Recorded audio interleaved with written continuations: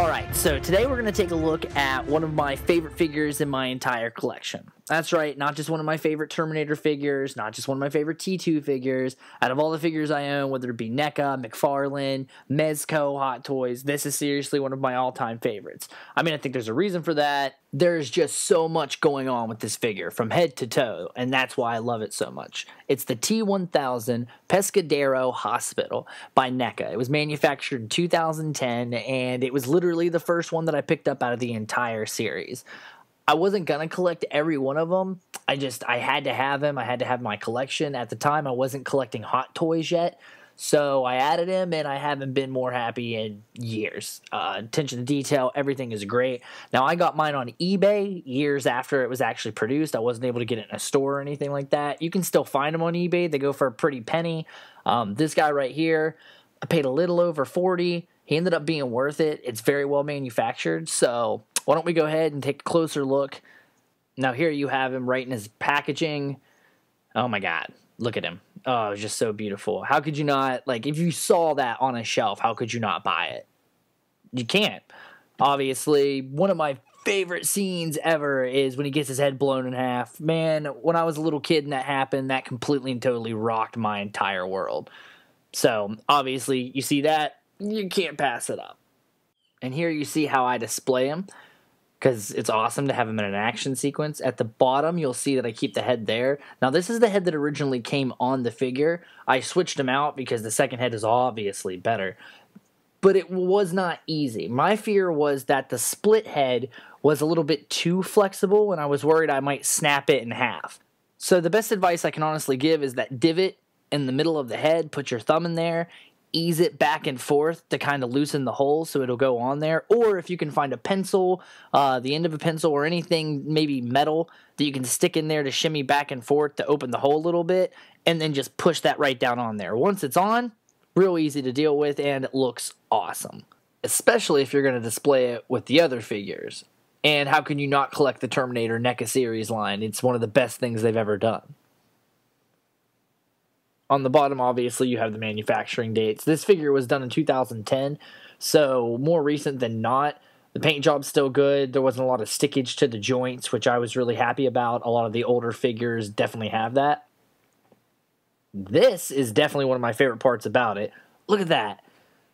You got the T-1000 metal, like, as he transitions and his foot's pulling up. Now, that happens in the hospital. It happens on the road, but I just think that's really cool. It also makes it way easier when you're putting him on the stand. The fact that it pulls up like that. Because this foot right here, it stays up, off. It kind of levitates in a little bit. But look at that detail up there. Got those nice shiny black shoes. But here you can see, as I try to put him on here, the T-1000s aren't the easiest to keep on the stands. But see how the back right there keeps him balanced. So that was a really nice addition. You can pull the feet around too. Bam. Just like that. Now, they do this on every single one of their figures, but I really appreciate on the T-1000, it's the attention to detail in the clothing, especially around the joints, the knees, the ankles, the waist, even in the torso.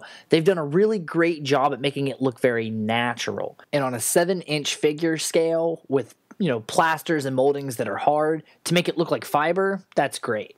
Now, you're not going to get a lot of movement with the legs. They're very stationary. The knees don't bend. The back one's very straight, you see right there. The feet do move outward and inward, so that's easy for positioning. But it's really, this is a collectible more than an action figure, and that's what I love about it. Now, obviously, one of my favorite parts about collecting figures is posing them, and I'm sure everybody else is as well. But the fact that it's a collectible is okay with me. Here on the holster, you see that it's very rubbery. So it's got that, it's connected. It doesn't open up, so you can't really put a gun in there. And he doesn't come with a gun. You don't need the gun anyway. Look at the belt line, though. They've really went in there. They've really kind of put everything on there. I like the cop uniform. I like all the accessories along the belt line. I like the fact that they painted the buttons different colors. And on the back, you actually have, like, the walkie-talkie. Now, the antenna kind of bends with the figure, but it does bend, and more realistic there. They probably could have done little black dots, but at the same time, look at the rest of the belt line. It's so awesome. Now, the bullet splatters are one of my favorite parts about any T-1000 figure. I don't care who's doing them. The bullet splatters are always awesome. With this one in particular, I wish they would have used the same paint they did with the liquid metal San Diego Comic-Con version of it. That one looks awesome. I'm going to do a review on that later. The chrome's perfect. This one, it's not as metallic, but still, compared to that navy blue background, it works for what it's doing. You can see they did the buttons. They even have, I believe it's Austin on the name tag there. I believe that was his name. You got the little pin there. There's some spill off on the badge you can see. They got on the actual shirt, a little bit of like the glittery paint. But at the same time, you could probably take care of that. I don't care to change the color on it. I did some to the head. You'll see in a second. So now let's take a look at the actual like joints. Now just like in the other ones, it moves around with a lot of ease. The pin sticking out a little bit doesn't really matter. I try to push it back in, doesn't go, but it doesn't kill the figure. I love in the elbows how it bends back and forth, but at the same time, it's not just a ball joint. It goes all the way around, and it's on a hinge joint. You got the little tiny hooks right there. It would have been kind of fun if you would have had the hooks that went the other way too. You can kind of position the arms so they go the other way, but it's awkward for the bending. That's the only problem with it. But you can get a lot of poses out of this figure. I think that's my favorite thing about this and why it's one of my favorites is because there's so many different poses that you can actually get from the figure itself. And with the T-800s out there, my favorite one is to put it with the other Pescadero or the steel mill figure and really capture the essence of him blowing his head in half, which the sculptors at NECA already did. A closer look and you can just tell how beautifully done it really is. From the neck to the jawline to the sides of the face, even around the edges you can see where the spillover, it's very flexible, it's very realistic. They really did capture the ripple effect that makes the T-1000 look like, especially from a distance, if you're standing a couple feet away and passing on the shelf, it looks way more realistic. If you take a closer look, you can tell that with the paint job, there's a little bit of peach in it. You can do touch-ups if you want. I recommend against it. I did have a marker where I try to do some touch-ups on the other head, you'll see. But look at the little waves and the spill off. And if you look up on the side, there we go. His eyes, the way it splits over, it's really creepy, to be honest. And all the way around, you can see that on the hairline, there might be a little bit of paint that needs touched up, but for the most part, like I said, you're so caught in awe with the beauty they did with the sculpt, you're really not going to care about any of the other stuff. If there was any blood involved, this would be one of the goriest figures I have. Instead, like I said, it looks awesome, and it's my favorite head. But why don't we go ahead and take a look at the other head, and you can kind of see what's going on there as well. I was kind of surprised with a couple things with this one. First, Robert Patrick, there you go. The hairline, it's more filled in here, but that line on the bottom is kind of weird. You can see on the back, that's where I tried to color it in. Bad idea. Don't do it. You don't get to see the back of his head whenever he's on display, so I don't care. But down around where the split happens, I'm not sure if that's supposed to wrap the whole way around, but it does. So, but you can see the ripples down in there as well. So they still captured the effect there.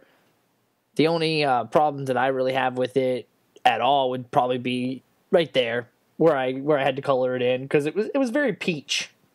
On the bottom where that hole is, man, they're tight holes, and this head's easier to put on than the other one because it's more together. It doesn't feel like it's going to snap in between your hands.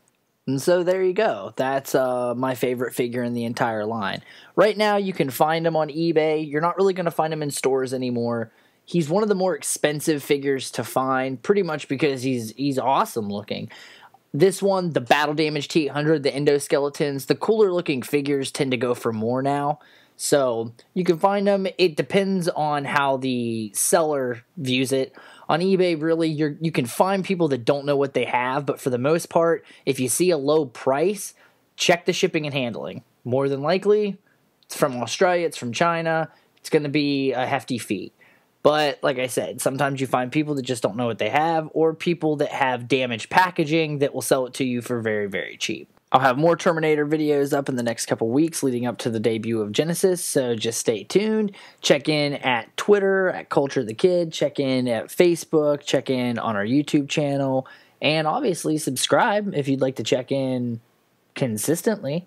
Until next time, have a good one, guys.